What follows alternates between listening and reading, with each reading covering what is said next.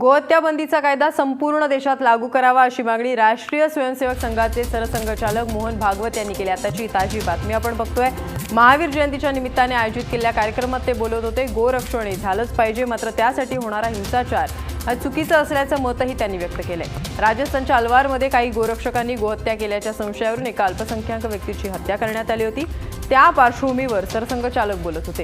केंद्र सरकारने गोहत्या रोखण्यासाठी संपूर्ण देशासाठी एकच कायदा अंमलात आणावा असंही त्यांनी स्पष्ट केलंय। याबद्दल आपण अधिक माहिती जाणून घेऊया। आमचे नवी दिल्लीचे रिपोर्टर सुमेध बनसोड यांच्याकडून। सुमेध, सरसंघचालकांनी आता एक मागणी केली आहे, ती म्हणजे गोहत्या बंदीचा कायदा लागू करा असं त्यांनी म्हटलंय। काय माहिती?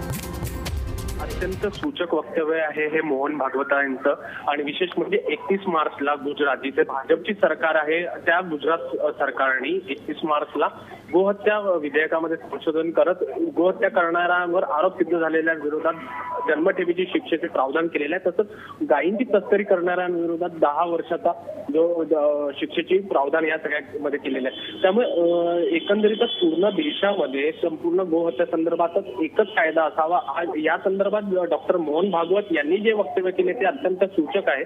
त्याचबरोबर गेल्या काही दिवसांमध्ये म्हणजे राजस्थान मधला अलवर असो किंवा उत्तर प्रदेशमध्ये दादरी सारखी घटना असो, की तथाकथित गोसंरक्षकांनी ज्या पद्धतीने मारहाण केली आणि त्यामुळे जे मृत्यू झालेल्यांचा त्यांनी निंदा केलेली आहे। मात्र त्यांचं जे वक्तव्य आहे की संपूर्ण देशामध्ये एक समान कायदा असो गोहत्या संदर्भातला, तर ते अत्यंत गंभीर दखल भाजपकडनं घेतली जाईल आणि येत्या काळामध्ये या बाबतीमध्ये कायदा आणण्याच्या दृष्टिकोनातून देखील केंद्र सरकारकडनं प्रयत्न सुरू केले जातील।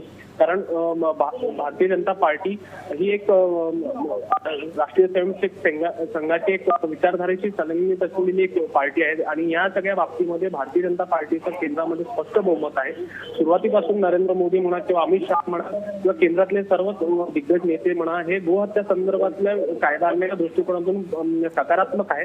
त्यातच आज डॉक्टर मोहन भागवत यांचं जे हे वक्तव्य आहे अत्यंत सूचक आहे। त्यामुळे आता येणाऱ्या काही दिवसामध्ये भाजपकडनं गोहत्या संदर्भात विधेयक कायदा करण्यासंदर्भात एक प्रयत्न केला जाऊ शकतो अशी शक्यता वर्तवली जाते। रचना, निश्चितपणे थँक्स सुमेध दिलेल्या सविस्तर माहितीबद्दल।